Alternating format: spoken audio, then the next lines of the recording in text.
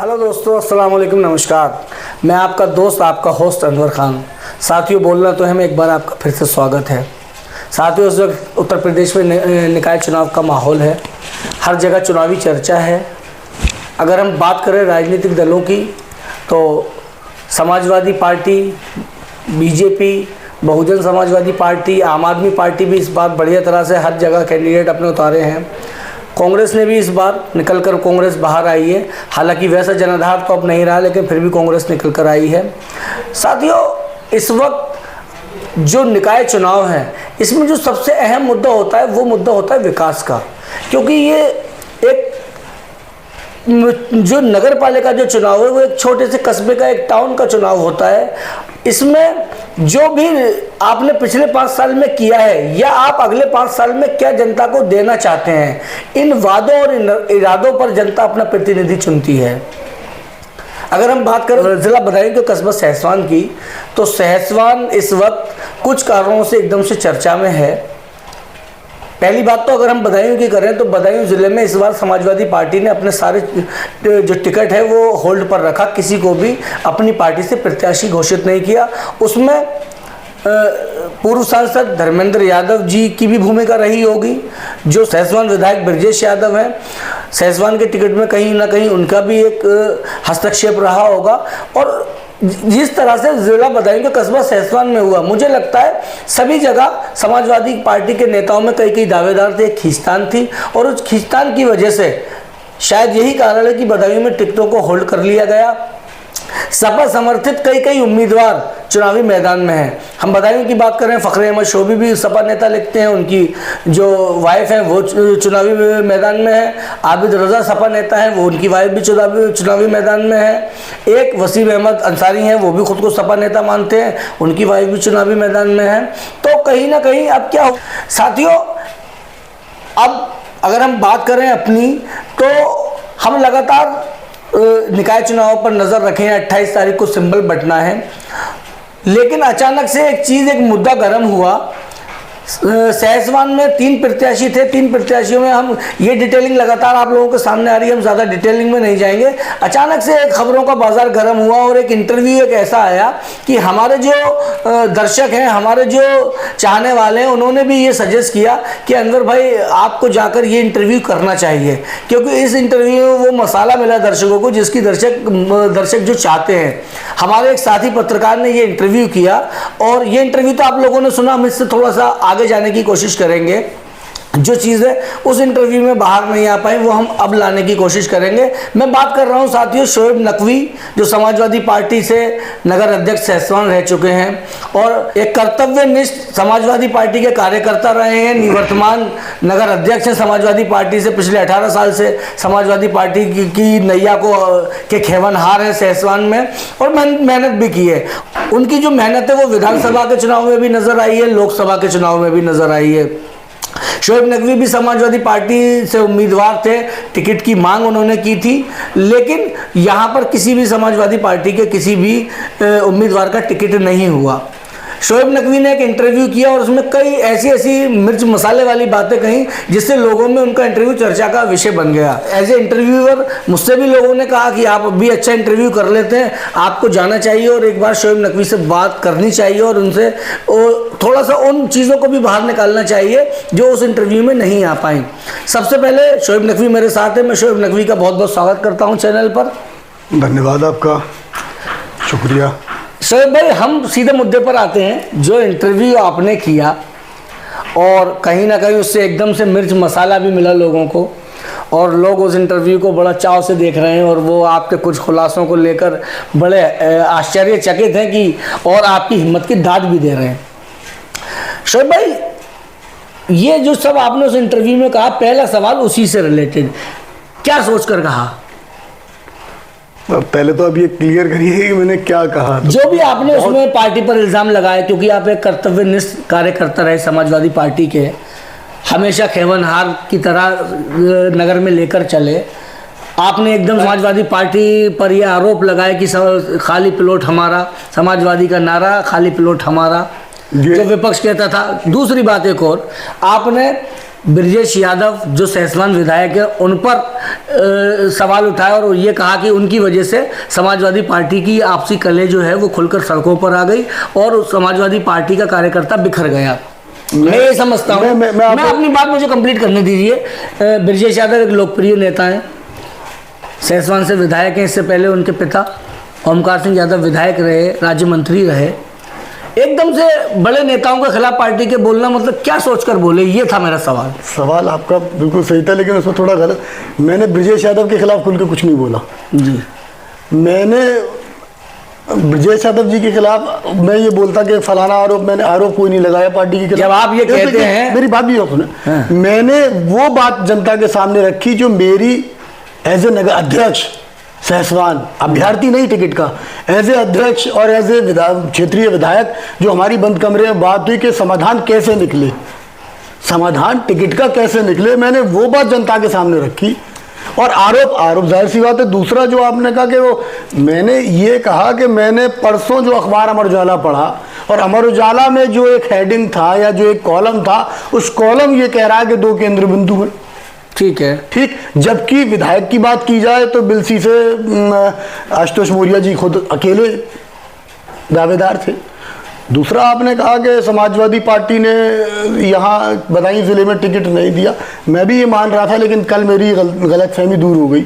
Samajwadi party ने चोरी छुपे दातागंज में टिकट दिया है पंडित जी को। अच्छा। अलापुर ककराला में हमारे साथी रिजवान भाई की वालदा को टिकट दे दिया। 2, अगर आप वहाँ 2 जगह दे सकते थे तो फिर आपने उजानी एक अकेले कैंडिडेट से वहाँ क्यों नहीं दिया, बिलसी एक अकेले कैंडिडेट थे वहाँ क्यों नहीं दिया, बिसौली में भी कोई ज़्यादा रार नहीं थी वहाँ क्यों नहीं दिया। ठीक है, ठीक है ना। दूसरी बात, दूसरा प्लॉट हमारा है, खाली प्लॉट हमारा है, ये मेरा नहीं नारा था ना, मैंने कोई आरोप लगाया। ये जनता का नारा था कि समाजवादी का नारा है खाली प्लॉट हमारा है। मैंने ये कहा था कि मैं सरकार में रहा, सरकार में रहते हुए मैंने किसी प्लॉट पे कब्जा नहीं करा। जो इंटरव्यू हमने देखा, सुन लीजिए, जो इंटरव्यू हमने देखा उसमें आप ये कह रहे हैं कि जबकि ये समाजवादी पार्टी का नारा था कि खाली प्लॉट हमारा है, मैंने उस वक्त भी कोई प्लॉट पे कब्जा। और ये बात कब निकली, जब माननीय पूर्व मंत्री श्री DP यादव जी तशरीफ लाए थे, तो अचानक आना हुआ उनका, तो उन्होंने ये जिक्र जब निकाला था तब मैंने कहा था कि जो लोग खाली प्लॉटों पे कब्जा कर रहे हैं, मंत्री जी आपकी बात बिल्कुल ठीक है, वो कल तक आपके साथ थे, आज हमारे साथ हैं।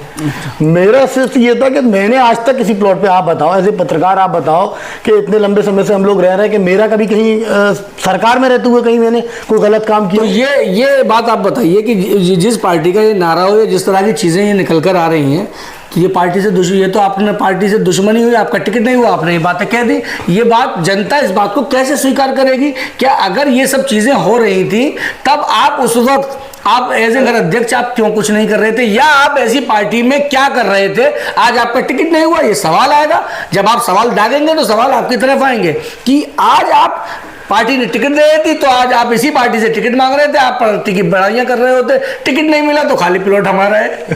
ये कहां से? बिल्कुल बात सही है। जनता को मालूम है कि किन्होंने प्लॉटों पे कब्जा किया है, और जनता को यह भी मालूम है कि जब पूरे 5 साल समाजवादी की सरकार में शोएब नकवी ने उन प्लॉटों पर जब कब्जे हुए तो शोएब नकवी ने ब्रजेश यादव, माननीय ओमकार सिंह यादव, धर्मेंद्र यादव तक जनता जो पीड़ित थे उन पीड़ितों की मांग को ऊपर तक उठाया और खाली कुछ प्लॉटों पर कब्जा मुक्त कराया। चाहे वो मीरा साहब पर प्रॉपर्टी रही हो, MP साहब इन्वॉल्व हुए और वो प्रॉपर्टी खाली हुई, जो मूल थी वही रही। बहुत सी चीज़ें हैं, मैं कुछ चीज़ें नहीं ले सकता क्योंकि वो कुछ लोग कैंडिडेट भी हैं ऐसे। मैंने जनता की लड़ाई लड़ी और जिनकी लड़ाई लड़ी उन पीड़ितों का मैं आपको नाम भी दे सकता हूँ, उनसे जाके पूछे। ऐसा ही, ये इसको कहते हैं शुगर कोटिंग।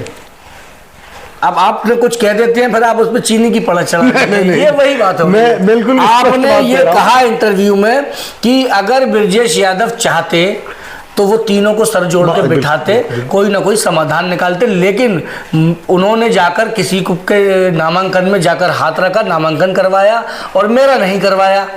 ये आपके दिल में टीस होगी? मेरा नहीं, किसी 2 आवेदक थे, दोनों 2 आवेदक थे। लेकिन अगर हमने देखा कि बासित अली का जब नामांकन हुआ तो ब्रजेश यादव वहां साथ में मौजूद थे। बिल्कुल। देख वहां से सुनील कुमार और बिल्ला समाजवादी पार्टी के समर्थित उम्मीदवार हैं, उनके नामांकन में भी वो मौजूद थे। मुझे डायरेक्टली, आप जो नगर अध्यक्ष हैं, तो क्या आपको नामांकन में उन्हें होना चाहिए था या वो नहीं आए, इसकी टीस और इसका गुस्सा आपने निकाल दिया? मैंने इंटरव्यू में कहा था कि यहाँ जो फैसला ब्रजेश यादव जी ने किया है वो गुस्से में किया है। ठीक है, इंटरव्यू में मैंने कहा कि यहाँ जो ब्रजेश यादव जी ने फैसला किया है वो गुस्से में किया है, और गुस्से का फैसला कभी अच्छा नहीं होता है। ठीक है, ये तो आप भी बेहतर जानते होंगे। दूसरी चीज जो ये पता चला कि फलाने में गई, सोशल मीडिया से पता चला, फोटोज जब जारी हुए कौन किसके में गया, तो मैंने कहा कि जब आप सिंबल नहीं दे रहे थे तो फिर आप समर्थन नहीं दे या किसी के ना जाए की बात है, और अगर आप दे नहीं रहे हो चले जाएं तो एक कोई पत नहीं रखती, वो तो एक कंधे पे हाथ रखने। को कहाँ देखते हैं समाजवादी पार्टी में?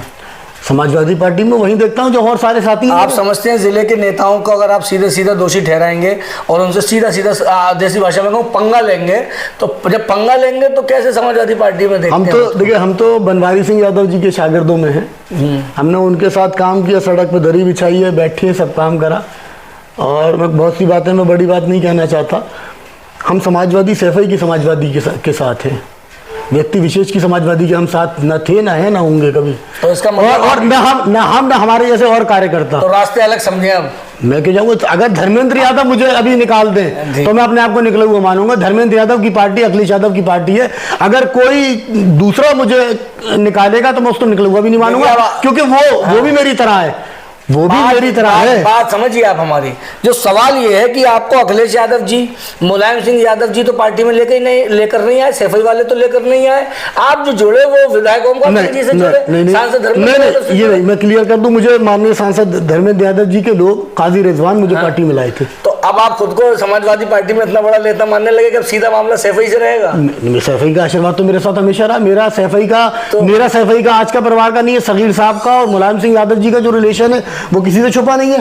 तो जो बात जो हम कहने चाह रहे हैं आप उसको घुमा रहे हैं, लेकिन वो आएगी वहीं। क्या कहीं ना कहीं ये सीधा सीधा जिले के नेताओं पे आरोप लगाना, आक्षेप लगाना? मैंने आरोप नहीं लगाया, मैंने अपनी पीड़ा व्यक्त की है। आप ये पीड़ा, मैंने अपनी पीड़ा और अपने साथ साथ जहां जब पूरे बदायूं जनपद में वो आप पूरे बदायूं जनपद में जिन दावेदार वो थे, उसमें दावेदारों में जैसे 2 दावेदार हैं तो दोनों एमपी के थे जी, धर्मेंद्र यादव जी के थे। दावेदारों में कहीं ना कहीं अगर मान लीजिए सहसवान की मैं बात करूं तो नूरुद्दीन भाई का के साथ अगर नुकसान हुआ तो नूरुद्दीन भाई भी धर्मेंद्र यादव जी के साथ है, शोएब नकवी भी धर्मेंद्र यादव जी के साथ है, वासिफ भाई भी। अगर अब एक साथ होगा 2 तो खिलाफ होंगे ना। अब इस पे आते हैं, आप ये कहा कि तीनों लोगों को बिठा लिया जाता, आपने कल इंटरव्यू में कहा कि वो कह रहे थे 2 लोग, हमने कहा 3 लोग। ऐसा था बात ऐसे नहीं। मैं सवाल ये पूछ रहा हूँ आपसे कि वो 3 लोगों को आप कहाँ जाते? अगर बात आती किसकी तरफ झुकते?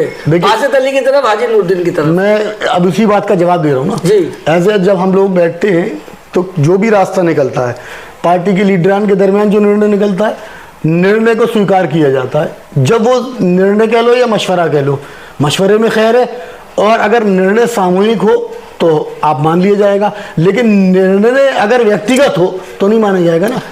अगर उस अगर मीटिंग में माननीय धर्मेंद्र यादव जी बैठ जाते, माननीय मंत्री जी बैठते, क्षेत्रीय विधायक जी बैठ जाते, मैं होता, दूसरे अभ्यर्थी वासिफ भाई होते, और अगर नूरुद्दीन भाई होते, और अगर फैसला किसी एक के हक में होता तो दोनों मिलकर उसको न लड़ा रहे होते। सवाल तो ये भी है, मैंने यही कहा ना इंटरव्यू में कि हम तीनों में से एक कैंडिडेट होता। अगर वो पूछते आपसे कि आप दोनों में से किस पर सहमत है, क्योंकि सबसे पूछा जाता भाई आप दोनों में से किस पर सहमत है, तो आपसे अगर पूछते तो आप क्या करते? ये उस समय की सिचुएशन होती कि उस टाइम क्या बात होती, किन दलीलों पर होती। और मेरा तो सीधा पार्टी में कहना भी यही था कि नूरुद्दीन भाई के परिवार को 2 बार पार्टी सिंबल दे चुकी है, 2 बार वासिफ भाई के परिवार को सिंबल दे चुकी है, इस बार मुझे भी मौका दे देना चाहिए। और दूसरी चीज, दोनों बार हारे।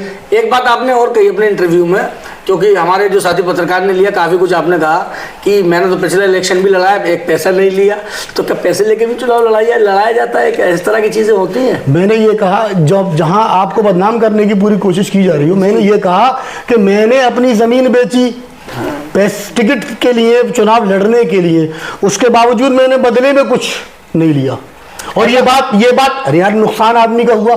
मैंने दूसरे इंटरव्यू में एक और आ रहा तो मैंने उसमें ये भी तो कहा कि आप फिर इतना आगे क्यों बढ़ा देते हैं कि आदमी कार्यकर्ता, गरीब कार्यकर्ता अपना बेचने को, नुकसान उठाने को तैयार। कहीं ना कहीं जो चीजें हमारी समझ में आ रही है, अगर मैं उस इंटरव्यू की बात करूं as a viewer, as a दर्शक, जब मैंने वो इंटरव्यू देखा तो मुझे लगा कि अब जो है लग रहा है कि मन भर रहा है, अब कुछ ना कुछ रास्ते हैं। मैं धर्मेंद्र, मैंने क्या कहा कि मैं धर्मेंद्र यादव जी के साथ था, हूं और रहूंगा। अच्छा, ये सैफई की समाजवादी, ये तो आपके इंटरव्यू से रिलेटेड बातें हो गई। आपने बातें इसमें और भी चीजें कही कि सब जूता डाल देते हैं, एक परिवार का वर्चस्व है, जूता डाल देते हैं, और लोग और भी तरीके की बातें करते हैं। जब हम लोगों में बात करते हैं कि रो लेते हैं कुछ लोग, अब वो आंसुओं को कोई मगरमच्छ का आंसू कह देता है, कोई घड़ियाली आंसू कह देता है, तो ये सब चीज़ें होती हैं। तो मैं आपसे जानना चाहूँगा कि आपने कल कहा कि आप भी यहीं से हैं, इसी मोहल्ले से हैं, वो भी इसी मोहल्ले से, जिस परिवार का वर्चस्व है, वो क्यों आपको आगे निकलने देंगे जब उनका यहाँ होल्ड है नगर पालिका पर, और वो भी इसी जगह से आते हैं? तो एक म्यान में तो दो तलवारें कभी हो ही नहीं सकती। ये तो आप एक मोहल्ले में दो नेता कैसे हो सकते हो? वो क्यों चाहेंगे आपको? मैं 22 साल से उनके खिलाफ, मैं 22 साल से जब यहाँ काम कर रहा हूँ राजनीति में, तो आगे निकलना ना निकलना तो किसी के उनके हाथ में है नहीं। मैं 22 साल से एक पार्टी की सेवा कर रहा हूँ, 22 साल से मैं, अल्लाह का शुक्र है कि पार्टी को बढ़ाने का काम कर रहा हूँ। उनके मुकाबले यहाँ समाजवादी पार्टी को बूथों पर जिताने का काम कर रहा हूँ। अगर आप उनको बढ़ाने का कह रहे हैं तो किसी के हाथ में नहीं होता बढ़ाना और घटाना, ये तो अल्लाह के हाथ में। अल्लाह किसे इज्जत दे दे, किसे जिल्लत दे दे। उनके मुकाबले अगर आप व्यक्तिगत बात करें, उनके मुकाबले मैंने लोकसभा सांसद में, लोकसभा के चुनाव में, विधानसभा चुनाव में बूथों को जिताकर भेजने का काम किया। अगर उन्हें 100 वोट मिले तो मैंने 75 वोट भी मुझे मिले होंगे, तो 75 पड़े तो उनके अगेंस्ट। काम तो हमारा, मेहनत तो हम लोगों की थी। तो इन बातों में कितनी सच्चाई है? रूमर्स है कि ये इस तरह से लोगों को इमोशनल ब्लैकमेल किया जाना। देखिए, उनके, मेरा उस इंटरव्यू में सीधा सीधा था, और आप भी बेहतर जानते हो जी, जितना आप जानते हो। मेरी उम्र हो गई और आपकी उम्र हो गई, सफेदी आ गई अब तो। खैर, 2 ही कार्ड होते हैं बीजेपी के पास। जब विकास का कोई मुद्दा नहीं है तो धर्म का मुद्दा है, हिंदू और मुस्लिम, यही मुद्दा है ना। दूसरा इमोशनल कार्ड के पुलवामा हो गया, कि फलाना हो गया, या फिर धर्म। सेम वही होता है, जो लोग राज करते हैं, पुराना जैसे हो जाते हैं या कुछ, उनके बाद 2 ही कार्ड सहसवान में इमोशनल। एक्चुअली मैं अफसोस जाहिर करता हूं कि देश की तो आज़ाद हो गया, सहसवान का जो आवाम है या सहसवान का पिछड़ा वर्ग है वो आज़ाद नहीं हो पाया। आपने तो काफ़ी कुछ खोल दिया। अरे, आज़ाद होने का मतलब ये थोड़ी, आज़ाद होने का मतलब है अपनी मानसिकता के लिए आज़ाद हो, अपनी हक की लड़ाई के लिए तो लड़ ले कम से कम आदमी। अशिक्षित जो कम्युनिटी अशिक्षित हो रही है वो अपने हक के लिए नहीं लड़ रही। तो जो कम्युनिटी अशिक्षित है, या जिस तरह से जो आपने आरोप लगाए, जिसको सबसे ज़्यादा नुकसान पहुंचाया गया, भाई कि जो आपने बात कही इंटरव्यू में कि इन पर मुकदमे लगेंगे तो हम छुड़ाने जाएंगे, वही कम्युनिटी तो सबसे ज़्यादा बड़ी समर्थक है। मैंने एक क्या लोग इतना बेवकूफ़ है आपके बकौल सहसवान के, क्या इतने सालों में नहीं समझ पाए? मैं एक बताऊं, मैंने एक वीडियो में कहीं देखा था, क्लिप आई थी, अभी अगर हम सर्च करेंगे तो मिल जाएगी। उन्होंने कहा कि अगर किसी को जैसा कहते हैं ब्लाइंड रखना है, ठीक, तो उसको शिक्षा ले लो, अशिक्षित कर दो, ठीक है। और ये शायद पाकिस्तान का एक ड्रामा था, उसमें था कि वो वडेरे टाइप का कुछ है, कि वडेरे कह रहे हैं कि यार वो आप एजुकेशन के लिए स्कूल देना चाहते हैं इस एरिया में, तो उन्होंने कहा अगर तुम यहाँ स्कूल दे दोगे तो हमारी तो हम तो सियासत, चूँकि पाकिस्तान का रूल है कि वहाँ वडेरे ही NM, जैसे विधायक हमारे यहाँ होता है, वो MPs होते हैं, उनके नाम है कि वो PNM फलाना ढिमका, वही लोग होते हैं वडेरे। यहाँ ये कहते हो जमींदार दूसरी भाषा में, ठीक है। तो जाहिर सी बात है ये जमींदार रहे हैं हम लोग, लेकिन यहाँ सिर्फ टेक ओवर किया आपने, आपने तो सीधा सीधा उनको जनता का दुश्मन बता दिया। यार मैं कह रहा हूँ, अगर जनता कह रहा हूँ, मैं जनता से सवाल करता हूँ कि अगर आप उनसे पूछ तो लो कि पिछले 40 साल में 30 साल में उन्होंने दिया क्या, और ये अपनी गलतफहमी निकाल दो कि पन्नालाल नगर पालिका इंटर कॉलेज उनका है, ये अपनी गलतफहमी निकाल दो कि आप इनसे पहले कोई चेयरमैन ही नहीं था। मैंने ये भी तो कहा। और अगर आप, मैं झूठ बोल रहा हूँ तो आप पठानटोले में सर्वे कर लूँगा कितने स्कूल थे, नसरुल्लागंज में सर्वे कर लूँगा कितने स्कूल थे, हन्ना तकिए में आप सर्वे कर लूँगा कितने स्कूल थे, शहबाजपुर का भट्टी टोले वाले एरिया में सर्वे कर लूँगा कितने स्कूल थे। शहबाजपुर में जो स्कूल से, तो वो शहबाजपुर से जो चेयरमैन साहब थे उनकी बदौलत थे, और चेयरमैन साहब में शहबाजपुर में अच्छी शिक्षित फैमिलीज रही हैं उनकी। और आप ये भी बेहतर जानते होंगे, आपके वालिद साहब भी बरसों नगर पालिका के सभासद रहे, मेंबर रहे, डिप्टी चेयरमैन रहे। आप खुद बता दो कि आपके पहले जो जैसा कहते हैं आप BSA हम कह सकते हैं, या शिक्षा विभाग, नगरीय क्षेत्र में शिक्षा विभाग की कमान नगर पालिका के पास नहीं होती थी जी। जैसी नगर पालिका में घुसते थे, सीधे हाथ पे, पहले हाथ पे दफ्तर हुआ करता था, कई उसमें मुलाजिम आज भी हुआ करते थे, अभी इंतकाल हुआ, कई रिटायर हुए। अब चूंकि जब सरकार का की प्लानिंग्स चेंज हुई तो उन्होंने टोटल एक विभाग अलग कर दिया, उन्होंने देहात और नगर अब बेसिक शिक्षा अधिकारी के अधीन कर दिया या ABSA के अधीन कर दिया। लेकिन पहले नगर का शिक्षा का सिस्टम अलग था, देहात का सिस्टम अलग था। अच्छा ये बताइए, ये तो सब आरोप आपने लगा ही दिए और मुझे लगता है कि वो इंटरव्यू भी लोगों को देखना चाहिए। मेरे आरोप नहीं है, सच्चाई है। मैं जनता से पूछना चाहता हूं, आपके चैनल के माध्यम से मैं सहसवान के हर नौजवान से, हर आवाम से पूछना चाहता हूं कि बताओ इनके मूल समर्थक या मूल वोटर जहां जहां हैं उन मोहल्लों में कितने स्कूल्स हैं, बता दो। अगर यार भाई मेरे अंदर भाई, अगर उन स्कूल्स में या उन कम्युनिटीज़ में अगर वो स्कूल्स होते बेसिक, तो बच्चा 8वीं तक पढ़ता। जब 8वीं 5वीं तक पढ़ता तो उसमें आगे जिज्ञासा पैदा होती, वो आगे हाई स्कूल करता, इंटर करता।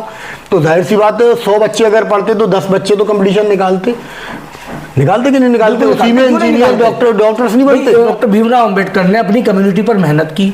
जो सबसे वंचित और शोषित वर्ग था समाज का, जब उसको शिक्षा दी गई तो आज देखिए, आज आप जब रेशो देखेंगे कितनी बड़ी बड़ी पोस्ट पर बैठे हुए हैं लोग।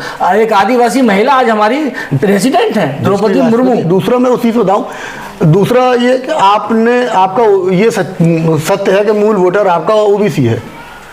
तो आपने ऐसा क्या रहा कि हिंदुस्तान की आज़ादी से लेकर ये जब पिछड़ा वर्ग आयोग के सदस्य आए थे 2, बदायूं DM साहब भी मौजूद थे, ADM साहब मौजूद थे, ऑडिटोरियल हॉल में जब मीटिंग्स हुई हम लोगों को सूचना मिली, हम पहुँचे एज ए प्रतिनिधि, एज ए नगर अध्यक्ष, एज ए रिप्रेजेंटेटिव में गया तो मैंने वहाँ बात रखी। तो जब उन्होंने बताया कि सहसवान नगर पालिका आज़ादी से लेके अब तक और आरक्षण प्रक्रिया लागू होने से लेके अब तक सामान्य ही रही है, जबकि हर 10 साल के बाद नियम था। तो ऐसा क्या था भैया, आप बरसों से तो आप ही छो। 2000 अगर हम 12 की बात करें तो नूरदीन भाई जरूर चेयरमैन रहे समाजवादी सरकार में, उसके अलावा तो पहले भी आप और आज भी आप।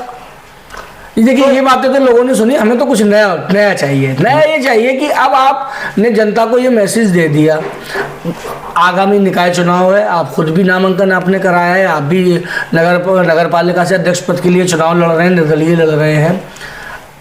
अब आप क्या चाहते हैं कि सहसवान को आप क्या ऐसा कुछ करना चाहते हैं जिससे सहसवान, दूसरी एक चीज तो ये कि सहसवान में अब आपके क्या इरादे होंगे, क्योंकि ये जब एक अध्यक्ष का चुनाव लड़ने का इरादा किया है तो जाहिर सी बात है मन में कुछ चल रहा होगा कि भाई ये आरोप प्रत्यारोपों का तो दौर हो गया, लेकिन अब आगे क्या है, आपका प्लान क्या है, योजना क्या है?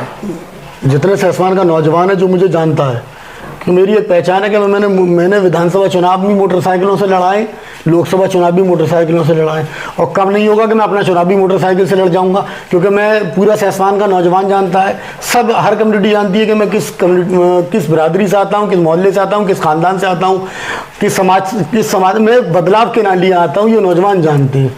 नौजवानों के बीच में मालूम है कि मैं किस मुद्दों के साथ चुनाव लड़ रहा हूँ। आपके चैनल के माध्यम से मुझे अगर अवगत करा दूं तो एक अलग बात है। चुनाव में चाहता हूँ कि हिंदू मुसलमान पर ना हो, जो पिछले आज से नहीं हो रहा है, डॉक्टर चंद्रमोहन साहब के ज़माने से हो रहा है। अनुज माहेश्वरी आज कोई बड़े लीडर नहीं है बीजेपी के, चंद्रमोहन साहब से बड़े लीडर नहीं हो सकते। उस ज़माने से और मीर मज़हर अली साहब के ज़माने से हिंदू मुसलमान पर चुनाव हो रहा है। 2 रात पहले हमेशा चुनाव पलटते हैं, तो आप सबने देखा होगा, मैंने देखा, समझा, सीखा, सब कुछ कर लिया। कोई नया नहीं हो रहा कि आज चुनाव हिंदू मुसलमान पे होगा या आज चुनाव अतीक पर होगा। अगर अतीक नहीं मरते, मैं बड़ी बात कह रहा हूँ, तो भी चुनाव हिंदू मुसलमान पे था सहसवान का, और अगर उनका लड़का असद उनका इनकाउंटर नहीं होता तो भी हिंदू मुसलमान पे चुनाव था सहसवान का।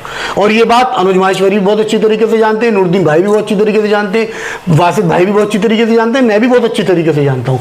क्योंकि मैंने कहा ना, जब बीजेपी के पास कोई मुद्दा नहीं है तो हिंदू मुस्लिम मुद्दा है। चलिए ये हम, और रहा तो दूसरा विकास बात, ये बेहतर है कि जिसने किसी ने, हम नौजवान हैं, ठीक, आपने कहा कि आप विकास के लिए काम करना चाहते हैं। अब आपसे एक दूसरा विकास सड़क बनाना नहीं है जी, मैं विकास को क्यों खोल दूं? सड़कों पर लाइटें लगाना विकास नहीं है, पुरानी लाइटें बेच देना और नई टेक्नोलॉजी के साथ लाइटें लगा देना विकास नहीं है। मतलब बेच देना मतलब वैसे पुरानी हो गई और उनकी बिना नीलामी के उनको बेच दिया गया। और पैसा कहाँ गया? वो पैसा तो जेबों में जाता है। किसकी? तो मैं निवर्तमान की जाएगा और किसकी जाएगा? जो पूर्व रहे होंगे उनकी जाएगा। अच्छा ठीक है। और जाहिर सी बात है, यहाँ तो एक ही परिवार रहा, तो आप इसमें कोई संकोच नहीं है कहना कहाँ जाएगा। दूसरी चीज़ कि विकास सड़क बनाना नहीं है, और विकास कैसे कैसे हुए, कागज पे विकास है, सड़क मूल नहीं है। आप तो रिपोर्टिंग कर चुके, आप तो देख चुके, पठान टोले चौराहे से हडियो चौराहे तक की सड़क बनी है, कागज पे। अमूल कहाँ से बनी है? मीरा साहब से लेके और डॉक्टर सैफुर रहमान का भी क्लिनिक। आगे का विकास कहाँ गया? वो देखिए, आपको पता चला कि वो जो टुकड़ा बचा था उस टेंडर का, उसके लिए नया टेंडर कर दिया गया, उसमें आपत्तियां हुई, ये आपत्तियां हुई, और आज वो खैर कुछ नहीं, वो लीपापोती करके छोड़ दिया गया आदमी। तो विकास ये नहीं है, विकास ये अब आप लोग कहते हैं सब हाईवे पर सब लाइटें लगा दी, समाजवादी का हाईवे बनाया हुआ, और अगर उनकी जगह कोई और होता वो भी यही काम करता। ये विकास नहीं। विकास देखिए 10 साल पिछले 10 साल देखे हमने, आपने भी देखे, हमने भी देखे, इवन 15 साल देखे, 40 साल देख रहे हैं। अगर मीर यूसुफ अली जो पहला वोटर जो अब है, जो 18 साल का जो वोटर है, वो जाहिर सी बात है 10 साल पहले वो 8 साल का होगा, तो 8 साल के बच्चों में इतनी ज़्यादा मेच्योरिटी समझ नहीं होती। अब वो नया वोटर, वो बड़ा हुआ, वो फर्स्ट टाइम वोटिंग करेगा, बहुत इंपॉर्टेंट होता है उसके लिए ज़िंदगी में जब वो वोट करने जाता है। जब पहली बार मैं वोट करने गया, आई वॉज वेरी एक्साइटेड कि मैं वोट करूंगा और मैं किसको करूंगा। तो क्योंकि वो किताबों में तो पढ़ा था कि संविधान ने हमें मत अधिकार दिया, लेकिन उस मताधिकार का प्रयोग तो 18 के बाद ही होगा। पढ़ते पढ़ते जब वो सिचुएशन आई तो बड़ा I was very excited that time. तो अब अगर जैसे मैं बात करूँ 10 साल की, उससे पहले मीर यूसुफ अली साहब भी थे, काफ़ी अच्छा सेसवान में काम हुए उस वक्त भी, और सेसवान एक स्टेप आगे गया, एक लेवल आगे गया। 10 साल की बात करते हैं हम, पिछले 5 साल की और उससे पिछले 5 साल की, क्योंकि जब हम लोगों से बात करते हैं तो इस वक्त अगर जो मुस्लिम लीडर्स की हम बात करें तो ज़्यादातर नाम, हो सकता है आपको ये बात मेरी कड़वी लगे, लेकिन जो नाम आता है लोगों की जुबान पर वो हाजी नूरुद्दीन आता है या मीर हादी अली का आता है। मैं उसका जवाब दूंगा। हाँ, तो मैं सबूतों को दूंगा जवाब। तो उसके बाद ये 2 कार्यकाल आपने भी देखे हैं, काम किस तरह से चल रहे थे, विकास हो रहे थे या नहीं हो रहे थे, क्या किस ग्रेड में रखेंगे आप दोनों लोगों को? अगर आपने 2 सवाल अलग अलग कर दिए। आपने पहले तो ये पूछा आप क्या करोगे, वो सवाल अधूरा रह गया। ठीक है, वो बताइए आप क्या करोगे। फिर दूसरा सवाल करा कि 10 सालों में क्या काम हुए, उसमें किसका क्या कितना है। वो 10 सालों में जो काम हुए वो भी मुझे बखूबी जाना, और मैंने कहा कुछ चीज़ें मैं एविडेंस के साथ रखूंगा। ठीक है। और आप हमेशा याद रखिए कि मैं एविडेंस के साथ काम करता हूँ। आरटीआई भी डालूंगा तो मैं सबूतों को डालूंगा, कोई काम भी मुद्दा उठाऊंगा तो मैं सबूतों को उठाऊंगा। ठीक है। चाहे वो सराय के रूप में मुद्दा हो, चाहे कोई भी एक्सवाइजेड मुद्दा हो सकता है। अगर मैं बात करूं अपने काम की कि मैं चुनाव लड़ रहा हूं किन मुद्दों में, मैं नौजवान के मुद्दों पर चुनाव लड़ना चाहता हूं, बदलाव के मुद्दे पर चुनाव लड़ना चाहता हूं, हिंदू मुसलमान से सेसवान को निकालने के मुद्दे पर चुनाव लड़ना चाहता हूं। और अगर ये चुनाव नहीं निकला, नहीं बदलाव हुआ, तो आप यकीन करिएगा अगला चुनाव भी हिंदू मुसलमान पे होगा, उसका आने वाला अगला चुनाव भी हिंदू मुसलमान पे होगा।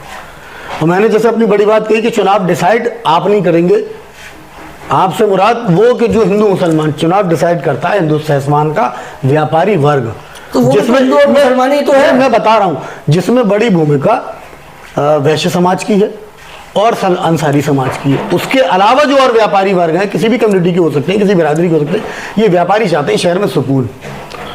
और शहर में सुकून कैसे चाहते हैं, वो एक्चुअली क्या होता है कि यहाँ प्रत्याशियों का जब चेहरा नहीं है, तब विकल्प ना होने की वजह से वो गाली बकते, सब कुछ करने के बाद बेमन से किसी एक के फेवर में जाती है। चुनाव हिंदू मुसलमान पे नहीं होता है, चुनाव विकल्प न होने पर भी हो जाता है एक चीज। अब दूसरा, और अब मेरा सवाल ये कि मैं जो चुनाव लड़ रहा हूँ मुद्दों पर लड़ूंगा। मैं आज एक सबसे बड़ी समस्या है सेसवान के अंदर, सबसे बड़ी चीज क्या, सेसवान नगर पालिका प्रॉपर्टी के अकॉर्डिंग बदायूं जिले की, क्या मैं कह सकता हूँ बरेली मंडल की सबसे मालदार नगर पालिका है। जमीन की जिसके पास कोई कमी नहीं है, लेकिन जिसकी जमीनों को पता भी नहीं है।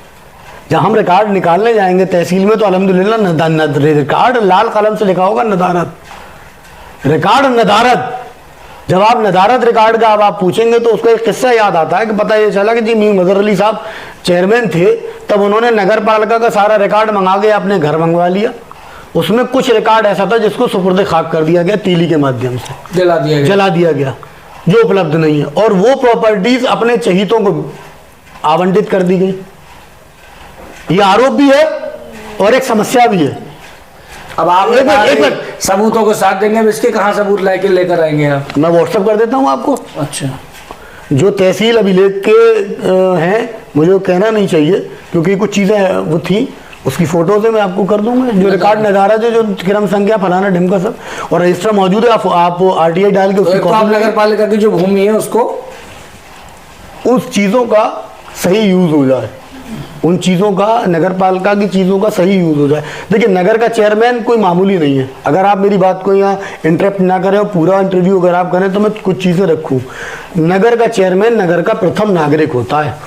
जनता को हिंदू मुसलमान से हटकर अगर चुनाव चुनना है तो ऐसा मत चुनिए कि आपने मुसलमान के नाम पर चेयरमैन चुन दिया और वो मुसलमान मंदिर के नाम पर और फलाने के नाम पर आपका वोट ले गया, और जब मस्जिदों से माइक उतरे तो वो खामोश घर बैठा रहा। ठीक प्रतिनिधि था, थाने तो जा ही सकता था, बात तो कर ही सकता था, लेटे लेटे कोई बिस्तरों पर बात नहीं होती है। ठीक, और जब आपकी बात नहीं सुन रहा होता है और नगर का चेयरमैन प्रथम नागरिक अगर सड़क पर बैठ जाए तो इतना कमजोर भी नहीं होता कि उसके पीछे 100 आदमी ना बैठे। बिल्कुल बैठते हैं, बताइए, क्योंकि 10-20 तो उसके ठेकेदार ही होते हैं, फिर ठेकेदारों का मुस्तकबिल चमचे वो तो बैठ ही जाएंगे अपने आप, इतना कमजोर भी नहीं होता। और जब वो बैठता है तो आम जनता बैठती है, और जब आम जनता बैठती है तो मजबूरन विपक्ष को भी बैठना पड़ता है। बिल्कुल, बड़ा मैं कोई जब मामला सोशल होता है तो आना पड़ता है। मैंने दोहरी बात तो नहीं करी, वो प्रथम नागरिक होता है। और ऐसा भी नहीं है कि आप वोट लेते हो मुसलमान के नाम पर के साथ मुसलमान हिंदू को हराना है, मुसलमान को लाना है और वोट ले लो, तो आप वही मुसलमान हो जो आप बागिश फाटक को जाके 25 मेंबरों का समर्थन दे देते हो, या आप वही मुसलमान हो जो हर चुनाव में मेंबरों के भी पैसे खा जाते हो। अगर आप सौदा करते हो तो ये आरोप आप लगा रहे हैं, किस पर लगा रहे हैं? हाँ भाई, पूरी बात। तो अब आप सौदा करते हो तो आप इस नाम पर अगर जनता वोट देना चाहे, चुनना चाहे, तो ये कैटेगरी नहीं ये है। आरोप आप लगा किस पर रहे हैं? आरोप नहीं, आरोप नहीं, मैं उसका वो ये 25 मेंबर किसी ने तो दिए होंगे। आप सीधा आप फोटो देखिए, आप फोटो देखिए सोशल मीडिया पर, हमने फोटो देखे। जब नाम लेने से आपको डर लगता है? बागिश पाठक जी का जब नॉमिनेशन हुआ तो हमने सभी की फोटो देख ली, पूरी सबके। तो ये लोग ये जनता देखना चाहिए, जनता को देखना चाहिए, आपने बता दिया। लेकिन अब आप अगर आप इस कैटेगरी पर अगर आप मुसलमान देखोगे तो मुसलमान तो हम भी हैं, मुसलमान और प्रत्याशी भी हैं। दूसरी चीज मैंने कहा, मैं चुनाव किस मुद्दों पर लड़ना चाहता हूँ। मैं बता रहा था कि जो चेयरमैन है वो प्रथम नागरिक है, उसकी जिम्मेदारी, आप उसको जब चुनते हो ईमानदारी से तो वो आपकी गली से लेकर और बदायूं तक आपके लिए लड़ने वाला तो हो। अगर आपका जनप्रतिनिधि, आपने एक दिन उसको वोट करके अपने बीच में से, अपने समाज में से, अपने शहर में से आपने अपना एक रिप्रेजेंटेटिव चुन दिया जो आपकी बात आगे सरकार तक पहुंचाए। अगर उसकी नहीं चल रही है, पहले तो उसके लिए बोर्ड है, बोर्ड में प्रस्ताव है, बोर्ड उसके साथ देने के लिए 25 जनप्रतिनिधि और हैं जिनको वार्डों का सदस्य कहा जाता है। तो 25 और एक चेयरमैन 16-26 हो गए। 26 जनप्रतिनिधि जब 11 तारीख को हम चुनेंगे तो 26 की एक टीम होती है। वो टीम जो आपके मुद्दों को, बिजली का मुद्दा है उसको लेके जाए 26 के 26, तो वजन पड़ेगा। वो मुद्दा डीएम के साथ बैठ के मीटिंग में सॉल्व किया जाए। जो भी जनता से जुड़े मुद्दे हैं सहसमान के या जो भी नगर पालिका है वहां कर, तो एक जनप्रतिनिधि, एक चेयरमैन उन मुद्दों को हल कराने के लिए सक्षम है। 26 लोग, वो भी रिप्रेजेंटेटिव। अगर 26 रिप्रेजेंटेटिव अगर एक दिन में इस्तीफा दे दे तो सरकार के लिए बहुत बड़ा होता है। अधिकार तो है, क्या उन अधिकारों का सदुपयोग भी कोई करने वाला है? देखिए वही बात मैंने कही कि देश आजाद हो गया, सहसमान को भी आजाद होना पड़ेगा। मैंने भी ये कहा कि देश, यही तो आजादी चाहिए। अब आगे दूसरे सवाल पे, आपको दिमागी तौर पर आजाद होना पड़ेगा। जो दिमाग आपका हिंदू मुसलमान से बांध दिया है उसको आजाद होना पड़ेगा, तभी आप निर्णय ले पाओगे कि आप किसको बेहतर चुनोगे। विकास की बात कर रहे हैं, देखिए 10 साल की बात करी, मैंने वो 10 साल वाली बात भी है कि मैंने कहा मुद्दा सहसमान। आज का नौजवान जो आज मूल बन गया कि चौराहों पे बैठा रहता है, नए नए जो चाय के खुल गए, क्या सहसमान में नौजवानों के लिए एक ऐसा सेंटर प्लेस नहीं हो सकता? जैसे पुराने ज़माने की अगर मैं बात करूं, या आज भी मैं लखनऊ दिल्ली जाता हूं तो दिल्ली लखनऊ में कॉफ़ी हाउसेज होते हैं। वो कॉफ़ी हाउसेज जो पुराने आज़ादी से लेकर ज़माने से थे, उस कॉफ़ी हाउस में क्या होता है, अनवर भाई कभी आप गए हो नहीं गए तो कनाट प्लेस पे भी जाना, लखनऊ हजरतगंज जाना, उन कॉफ़ी हाउस में क्या होता है कि ये खोते सरकारी हैं, टेंडर्स हो गया, उसमें कॉफ़ी हाउस में टीवी भी लगा है। आदमी अपनी कम्युनिटी के साथ या अपनी सोसाइटी के साथ वहाँ बैठा है, इंडोर गेम्स है, सब कुछ है। आदमी ने अपनी वहाँ बात करी, मन हल्का करा। अब सड़क पे बाहर खड़ा हुआ है, बीजेपी की सरकार चल रही है, 2-4 लड़के बैठे हैं मोटरसाइकिलों पे, पीछे से 2 सिपहिये आए और उन्होंने फलाना डंडा बजाना शुरू कर दिया। उसमें एक इज्जतदार घर का भी बैठा हुआ है, सभी घर के इज्जतदार होते हैं। पता चला वो मैसेज चला गया कि सब फलाने को लड़ियाई कर दी। तो अगर हम ऐसी एक प्लेस सहसमान के नौजवानों को दे दें कॉफ़ी हाउस के रूप में, जिसका नाम ही सहसमान कॉफ़ी हाउस हो, ठीक, अगर हम बनाकर चेयरमैन के रूप में अगर हम वो दे दें तो जाहिर सी बात है कि अगर मान लीजिए आईपीएल मैचेस चल रहे हैं या कोई मैचेस चल रहे हैं या कोई चल रहा है तो वहाँ 2-3 तरह के टीवी लग जाएं कि न्यूज़ देखने वाला न्यूज़ देख ले, लड़के जो टीवी क्रिकेट देखना चाहें वो अपने वहाँ देख ले, एक वाईफाई की सुविधा उसके अंदर हो तो लड़कों को अपना मोबाइल भी यूज़ ना करना पड़े, वो डाटा भी बच जाए उनका। ऐसी सुविधाएँ तो बच्चों को लड़कों को दे सकते हैं। चौराहों पर हम फ्री वाईफाई की सुविधा दे दें, तो इन ये मुद्दा भी हो गया। जब आदमी और दूसरा मुसलमान में खुश है तो उसे वाईफाई की जरूरत क्या है? दूसरी बात आपकी सही है, आदमी ने, यहाँ के लोगों ने, यहाँ के लीडरशिप ने गुमराह कर रखा है ना। अच्छा, दूसरी चीज, जितना बेबाक मैं कह देता हूँ उतना दूसरी समझ किसी, मुझे नहीं लगता किसी कैंडिडेट में हो जो ये बोल पाए। ये मुद्दे तो पुराने होंगे, आज हम थोड़ा उम्र दराज हो गए, कल हम भी नौजवान थे, कल कोई और भी हमारे लिए बोल सकता है। तो दूसरा, सहसवान में एक बड़ी समस्या है कि आजकल ई रिक्शा की भरमार हो गई है। मैं किसी पे ब्लेम नहीं लगा सकता, मैं उस जाम को मुक्त कैसे करूंगा? मसला क्या है, आप किसी को रोजगार भी दे सकते हो और जाम से आपको निजात भी दिला दोगे, पुलिस वालों को कुछ नहीं करना पड़ेगा। ई रिक्शा चलाने के लिए सहसवान के बाहर के ई रिक्शा बहुत है। अगर सहसवान के कस्बे के 100 रिक्शे वाले हैं तो 150 रिक्शे वाले बाहर के हैं। हम, ये चुनाव सहसवान का है, निर्वाचन सहसवान का है, वोटर सहसवान का है, तो हम सबसे पहली चीज बाहर के रिक्शों को थोड़ा सा कम कर दें। जब ट्रैफिक का लोड कम हो जाएगा यहाँ का, तो यहाँ का रोजगार, यहाँ के रिक्शे वालों का रोजगार बढ़ जाएगा। जो 4 फेरे लगाते थे वो 6 फेरे लगाएंगे। दूसरा, मुझे अगर मौका मिलता है तो मैं अपनी नगर पालिका के माध्यम से हर साल 25 या 10 या 20 जो भी सुविधा रहेगी बोर्ड की, उसके अनुसार 10 या 20 रिक्शे उन गरीब रिक्शे वालों को दूंगा जो आज दूसरों के रिक्शे चला रहे हैं। 500 रुपए की उसने मजदूरी करी, 500 रुपए रिक्शे वाले को उसने दे दिए, उसको 100-200 ही बचे।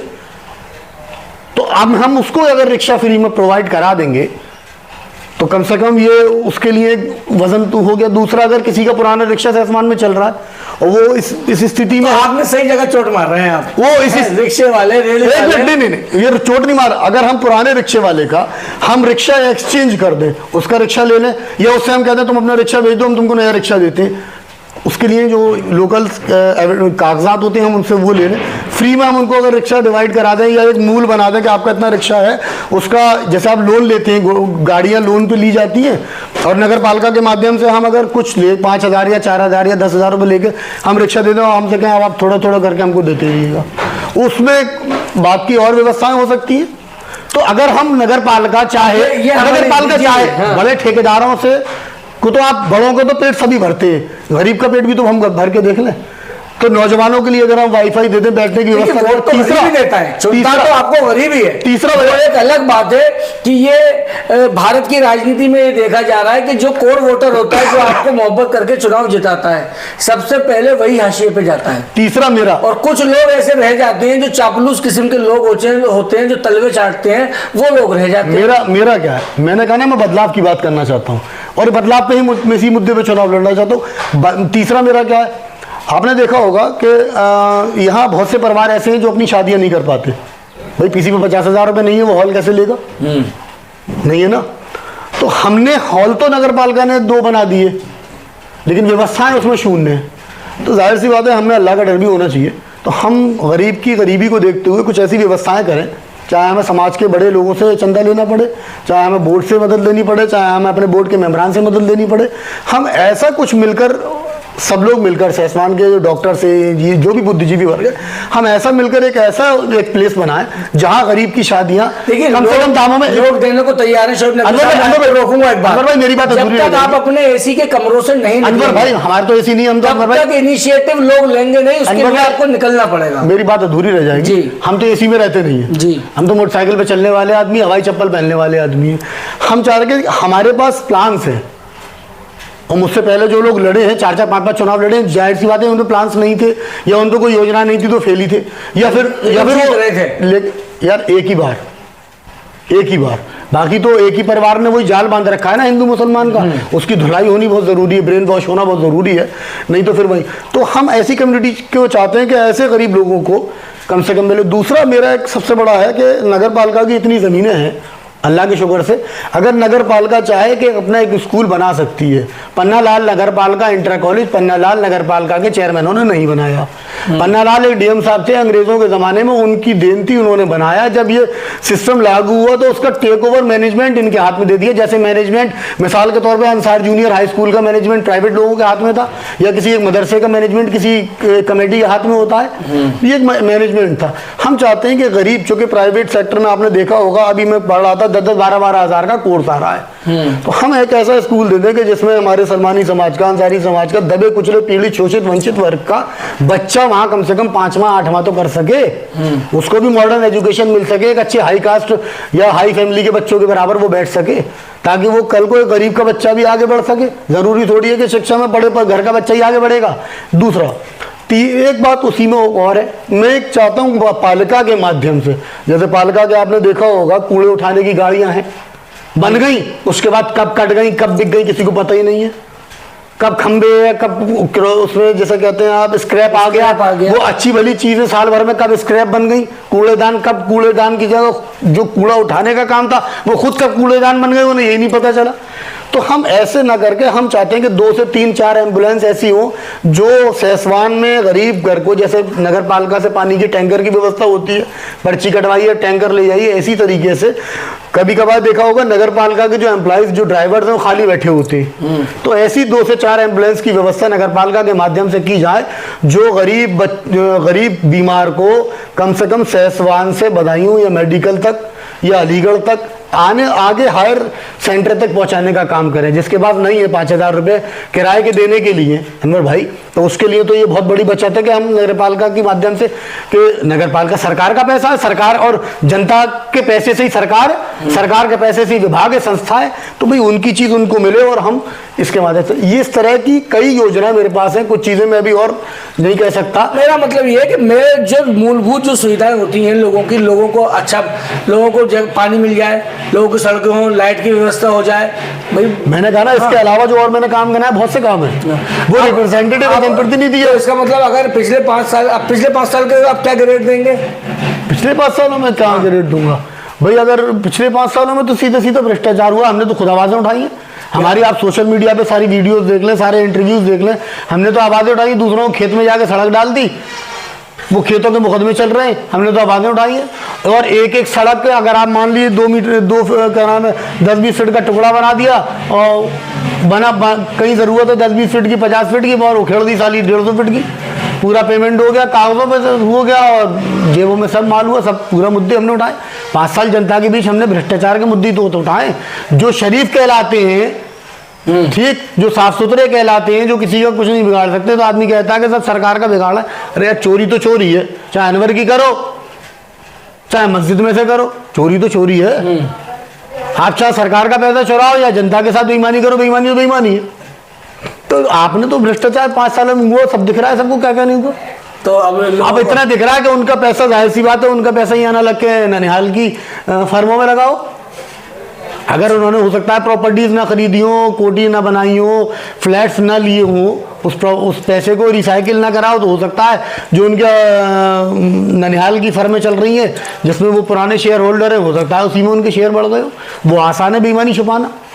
अच्छा, बेईमानी यानी हुई है, हुई है, किसे नहीं पता शहर के। अब बेईमानी, चलिए हमने आपकी बात को मान लिया, बेईमानी हुई है। अभी 2-4 रोज में एक बड़ा सेसवान में हो हल्ला रहा कि मीर हादी अली के छोटे भाई, चचाजाद भाई मीर हैदर अली और दोनों के भाई में मनमुटाव रहा और एक हो गए। मैंने अभी आपसे क्या कहा कि ये जब बीजेपी के पास कोई एजेंडा नहीं होता है तो वो मुद्दों पे चुनाव लड़ती है कि इमोशनल कार्ड, दूसरा धार्मिक कार्ड। तो यहाँ भी वही है कि इमोशनल कार्ड का दूसरा धार्मिक कार्ड है हिंदू मुस्लिम। और ये चीज मैंने आपसे ऑफ द रिकॉर्ड मैंने 6 महीने पहले आपसे सुना है कि आप तो रिश्तेदार हैं। मेरा कोई रिश्ता नहीं, मोहल्ले वाले तो हैं, मोहल्ले में सब होते हैं यार, एक मोहल्ले में सारी कम्युनिटी। मतलब 2 भाइयों के बीच में इस तरह से मनमुटाव हो जाना, एक दूसरे के सामने आ जाना, क्या लड़ाई की, क्या लड़ाई कुछ भी नहीं है, ये सिर्फ नौटंकी है। मतलब मुझे यहाँ तक याद है कि बाबर और यूसुफ अली साहब कभी अलग डाइनिंग टेबल पे खाना नहीं खाया। अच्छा, तो ये कैसे अलग खा सकते थे? तो ये लोगों को बेवकूफ बनाया हमेशा से। मैंने कहा ना, डॉक्टर चंद्रमोहन साहब के जमाने से लेके अब तक फूटकी ही हुई है, फूटे कभी नहीं। बड़ा मजबूत सीमेंट है, वो कहते सर इमारत गिरने वाली है, गिरी आज तक नहीं, बड़ा मजबूत सीमेंट है। सुर्खी चूना बड़ा मजबूत है जो आज तक इमारत नहीं गिरी। तो ये सिर्फ इमोशनल कार्ड है। और इमोशनल कार्ड में मैं एक बात आपके माध्यम से कह दूं, जो लोग छोटे का साथ दे रहे थे, ठीक, वो 14 तारीख तक तो उन्हें बड़ा प्यार पुचकारा जाएगा, साथ ले भी लिया जाएगा। लेकिन एक बात याद रखिएगा, बाबर उस आदमी का नाम है जो डायरी में नाम नोट कर ले तो 5 साल पनप नहीं सकता वो आदमी। अगर 5 साल के बाद वो पनप जाए तो मेरा नाम बदल दिएगा। जिसने छोटे का साथ दिया, दुश्मन होता है। कोई भी पॉलिटिकल आदमी, कोई भी समझदार आदमी, अनवर भाई आपने मेरी ऐसी बात है जो मेरे घर में दरार डालना चाहेगा। दरार डलती नहीं है किसी के घर में यार, कैसे आप बेवकूफ हो, दरार डल जाएगी। अनवर भाई आपसे मेरा 36 का आंकड़ा आपने, मतलब आप मेरे भाई को आप कर रहे हो, मेरी आज जरूरत है वोट, 11 मई को मुझे वोट का वोट और साथ सपोर्ट लेना है, तो जाहिर सी बात है अभी तो मैं जो कहूँगा आप मीठा मीठा जो आप गाली बकोगे वो स्वीकार कर लूंगा। 13 के बाद तो नहीं है ना, 13 के बाद तो मेरी, और 13 के बाद आप मुझे हटाने की पोजीशन में भी नहीं रहोगे, उनकी ज्यादा मट्टी खराब होनी है। जो वो ताजिया उठा रहे थे, वो जो ताजिया उठा रहे थे उनकी ज्यादा मट्टी खराब होनी है। ये तो चीज हमने पिछली बार भी देखी कि जो लोग बेहद करीबी थे, जो कंधे पे लिखा कर लेके घूमा करते थे और जिन्होंने एक एक दो दो पन्नों के जो इतिहास लिख दिया करते थे, तो लास्ट में आखिर में हमने उन्हें परेशान किया। कुछ चीजें यहाँ नहीं कह सकता, मैं इतनी बड़ी बात कहता हूँ कि मजहर अली साहब को जिन्होंने मियाँ बनाया, जिन्होंने चेयरमैन बनाया, आज उनकी औलाद बहुत परेशान है। सच बता रहा हूँ मैं, मेरे पास ऐसा बहुत कुछ है कहने के लिए कि पूरी बिरादरी ये कहेगी कि शोएब तूने क्या कह दिया, और ये रियल फैक्ट है, आप बखूबी जानते होगे। अफसोस का मुकाम है कि जिसने बनाया हो उसके लिए ना ये उसके लिए लड़े, खुद जीता जी वो आदमी मर गया, ना उसके लिए लड़े ना उसकी आल औलाद के लिए लड़े, यहाँ तक कि कब्र देने तक को मना कर दिया उसकी बहू को, उनकी बहू को कब्र तक की जगह देने को मना कर दिया। अच्छा यार जिसने हस्ती बनाई हो, कुछ चीज़ें नहीं है कि ऑफ द रिकॉर्ड बातें हैं, ऑन द रिकॉर्ड नहीं कह सकते। और जो ये लोग देख रहे होंगे, जो हमसे आपसे उम्र में बड़े हैं, वो समझ रहे होंगे मेरी इस बात को कि मैं कहाँ कहना चाह रहा हूँ, बखूबी जानते होंगे कि मैं कहाँ कहना चाह रहा हूँ। तो जो मैसेज अब जाएगा आपके इस इंटरव्यू को देखने के बाद, तो सीधा ये जाएगा कि जिस चरित्र की लोग बातें करते हैं वो चरित्र एक्चुअल में है नहीं। मैं जनता से पूछना चाहता हूँ कि वो चरित्र का बता दें। जो आदमी मुसलमान होके, मैं मुसलमान था, ठीक, समाजवादी पार्टी का अध्यक्ष था, बिट्टन भाई ने ऑफर मुझे भी दिया, ठीक, लेकिन न मैंने बिट्टन भाई से कुछ ऑफर एक्सेप्ट किया, मैं ब्रजेश यादव समाजवादी के साथ था, समाजवादी का निष्पक्ष चुनाव लड़ाया बिना लेन देन के, ठीक।